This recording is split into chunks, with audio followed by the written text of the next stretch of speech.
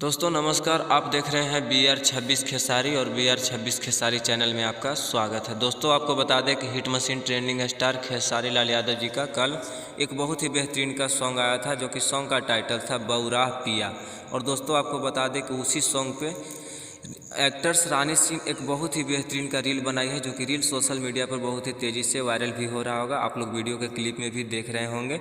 और दोस्तों आपको बता दें कि इस सॉन्ग को गाए थे खेसारी लाल यादव एवं एक्टर्स के रूप में काम की थी रानी सिंह जी ने। रानी सिंह जी ने एक बहुत ही कमाल का रील भी बनाई है।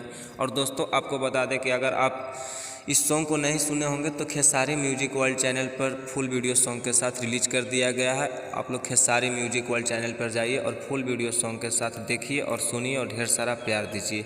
और दोस्तों अगर आप इस चैनल पर न्यू हैं तो चैनल को सब्सक्राइब करके बेल आइकन को ऑल कर लीजिए, ताकि आपको भोजपुरी से जुड़ी हर अपडेट आपको सबसे पहले मिलता रहे।